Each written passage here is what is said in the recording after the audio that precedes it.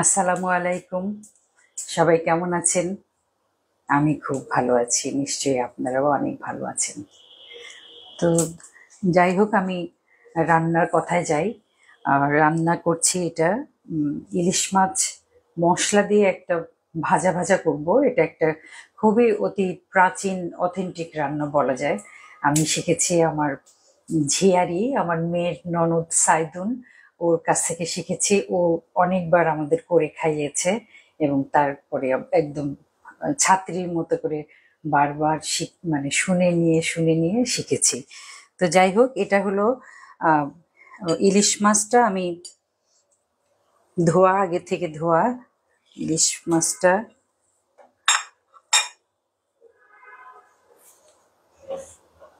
নুন দিচ্ছি,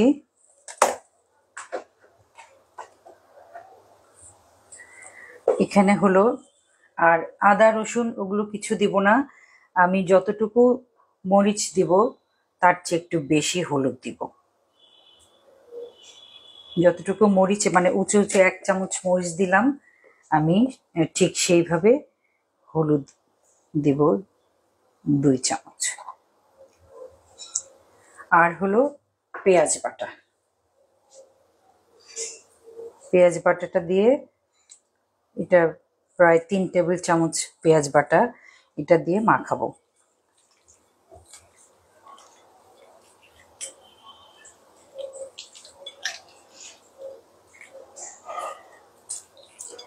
মাছের ডিম ছিল, ডিমটা আগে ভাগেই খাওয়া হয়ে গেছে। ডিম অনেকে আছে না যে ইলিশ মাছের পেটের ভিতরে এরকম ডিমটা থাকে, ওরকম করলে আমার সাহেব খায়েন না, মানে উনি এটা পছন্দ করেন না আর সেই জন্য আমরা সবসময় ডিম আলাদা করে ভুনা করে খাই, অথবা শুধু শুধু ভেজে খাই মচমচে করে মাছের সাথে। ইলিশ মাছের ডিম অনেক লোভনীয় একটা ব্যাপার।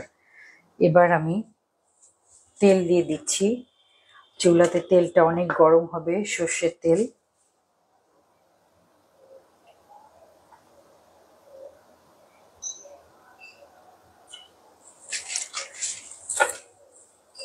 তেলটা একটু গরম হোক, সেই ফাঁকে আমি একটু কথা বলি। এই যে দেশের একটা কিরকম একটা অবস্থা গেল, খুবই ক্রুশিয়াল টাইম, এবং খুবই সবাই মানে যত রকম ভাবে কামনা করা যায় মাঠে নেমে, তারপরে অনলাইন প্ল্যাটফর্মে বা বাস্তবভাবে, সেখানে না আমাকে কেউ কখনো আপনারা দেখেন নাই, এবং না দেখে আপনারা মনে করেছেন যে এই মহিলার কোনো মানে দেশপ্রেম বলে কিছু নাই।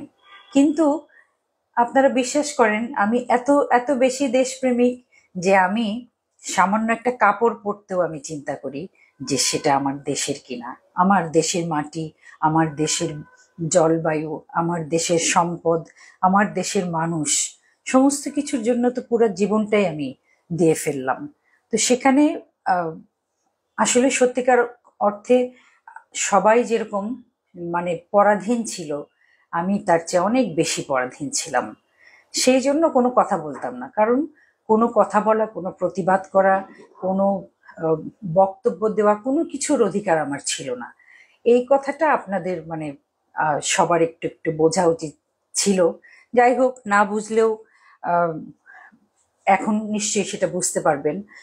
আমি আমার আমার গান রেডিওতে বাজানোর জন্য, বাংলাদেশ বেতারে বাজানোর জন্য 2-1 জন মানুষের চাকরিও চলে গেছে, এমন একটা অবস্থা। আজকে 18 সালে নির্বাচন করার পর থেকে আমি আহ, বাংলাদেশে নিষিদ্ধ। তো এটা তো সবার বোঝার কথা।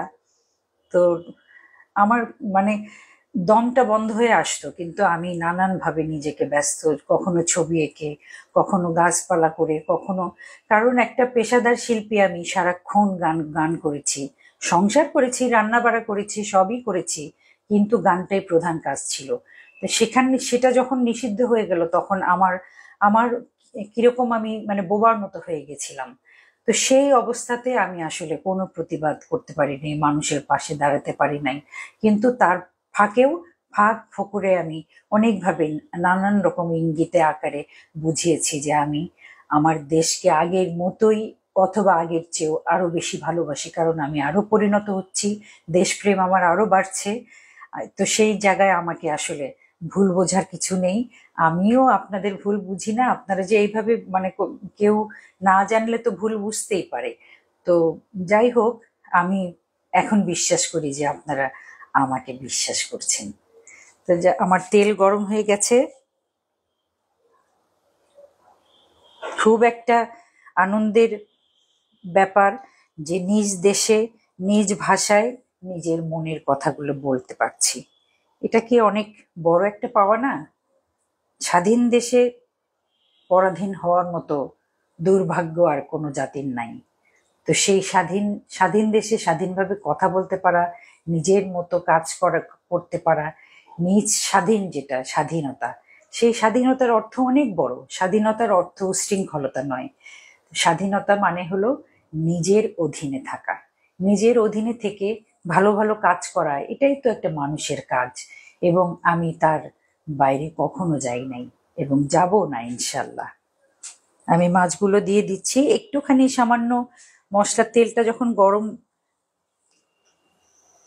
হয়ে আসছে সেই সময় আমি মাছটা দিচ্ছি। মশলাটা আমি ঝেড়ে ফেলবো না, মশলাটা ঝাড়বো না, মশলাটাও ভাজা ভাজা হবে।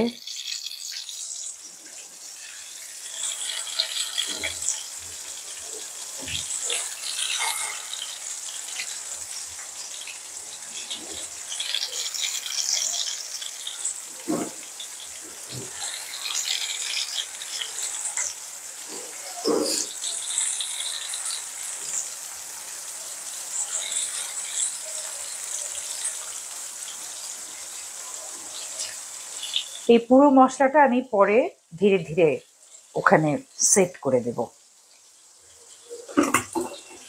আপাতত এটা একটুখানি ভাজা হোক, তারপরে উল্টে দেওয়ার সময় আমি আবার আসছি।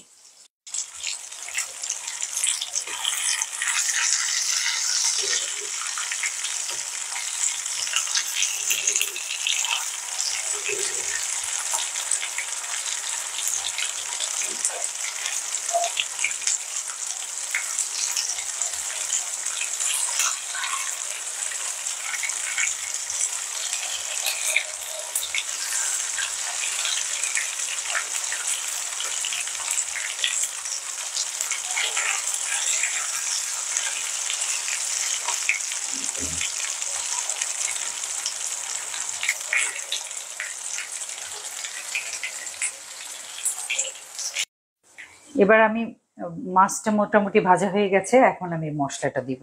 একটুখানি পানি দিচ্ছি।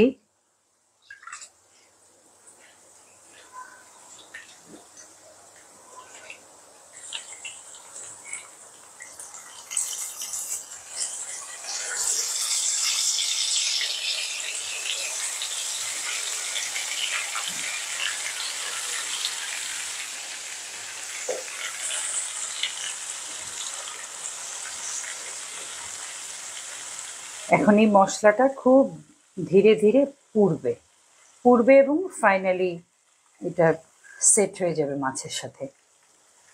ঝোলের মতো লাগছে না, এটা ঝোলের মতো থাকবে না। এবার আমি জাল বাড়িয়ে দিচ্ছি। খুব মজাদার হয়, মানে খুব কম মশলা, আবার খাটনিও কম।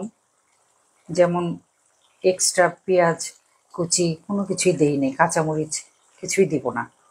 এটা জালটা একটু কমিয়ে দিলাম, কিন্তু তারপরে আবার জালটা বাড়িয়ে দিই।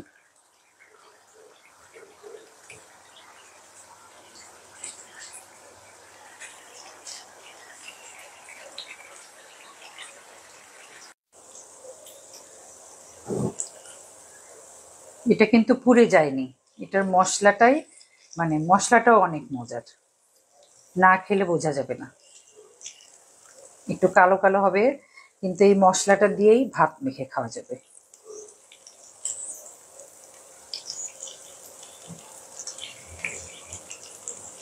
আমার ধারণা হয়ে গেছে মাছটা। আমি এখন এটা বেড়ে নেব।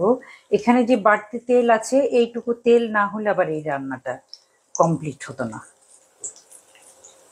তো সব তেল তো আর খাবো না, কিছু তেল ফেলতে হবে। আমি এটা বেড়ে নিচ্ছি।